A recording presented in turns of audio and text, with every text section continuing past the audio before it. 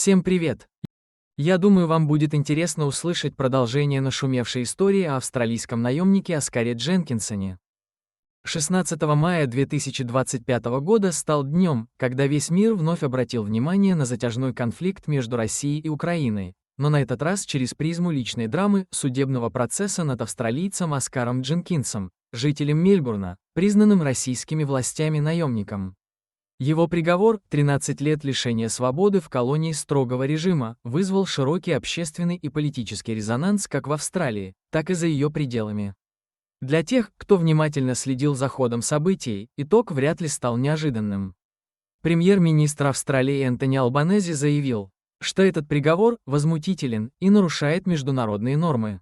Министр иностранных дел Пенни Вонг пошла еще дальше, назвав весь судебный процесс фиктивным и лишенным легитимности. Однако, как бы это ни звучало, жесткий исход дела, по сути, был предопределен еще задолго до самого суда. Мы озвучиваем мнение австралийских и западных правозащитников, как с их точки зрения может сложиться дальнейшая судьба Оскара Дженкинса. Дженкинс оказался в российском плену еще в ноябре 2024 года.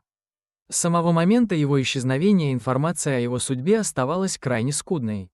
Ни российская, ни украинская стороны не давали официальных подтверждений, жив ли он и где находится.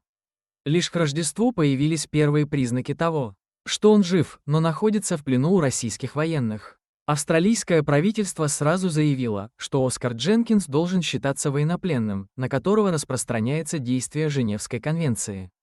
Эта позиция остается неизменной до сих пор. По мнению Канберры, участие Дженкинса в военных действиях на стороне Украины происходило в составе легитимного военного формирования иностранного легиона, специально созданного для иностранных добровольцев, желающих поддержать Украину.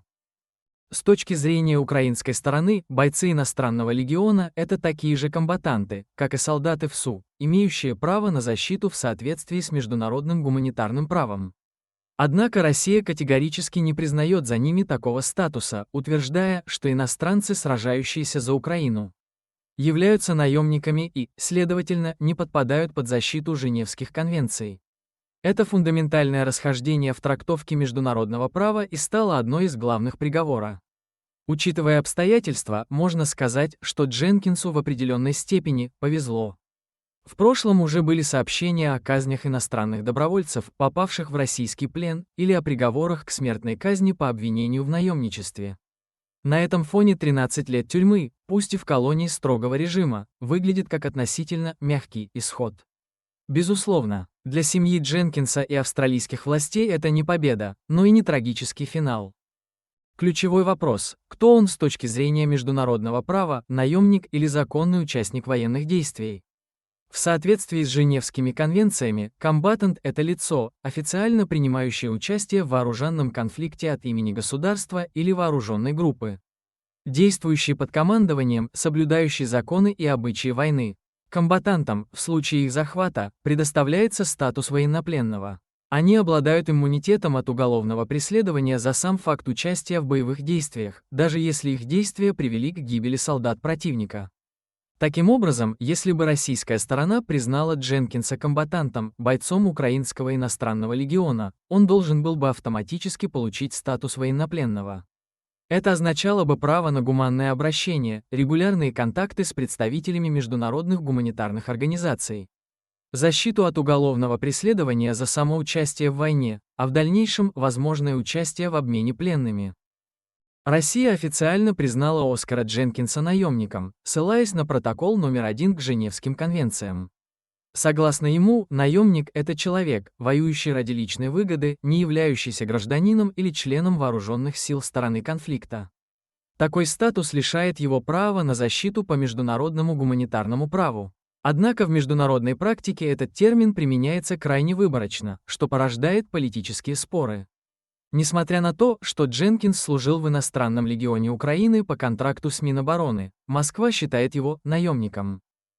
Наемнический статус означает, что Дженкинс лишен защиты от уголовного преследования, права на гуманное содержание по Женевским конвенциям, шанса на участие в обменах пленными между Украиной и Россией. Таким образом, он оказался в юридически уязвимом положении и не может рассчитывать на стандартные механизмы возвращения домой. Хотя в 24 и 25 годах между сторонами конфликта регулярно происходили обмены, Дженкинс теперь исключен из подобных процессов. В истории были случаи освобождения осужденных иностранцев, как Кайли Мур Гильберт из Ирана или Чен Лэй из Китая. Но все они стали возможны благодаря длительным политически мотивированным переговорам.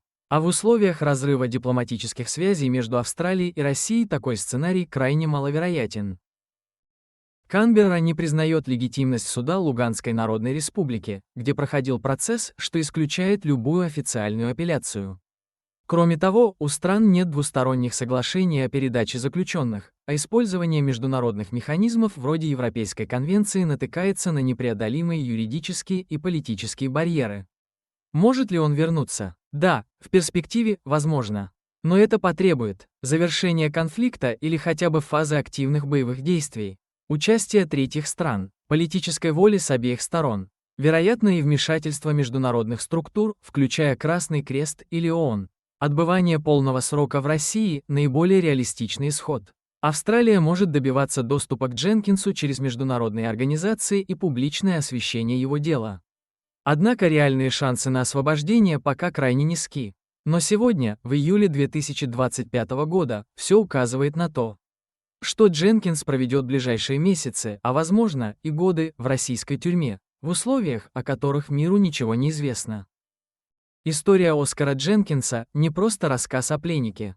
Это зеркало, в котором отражаются проблемы современного мира, конфликт между нормами и силой, между правом и интересом.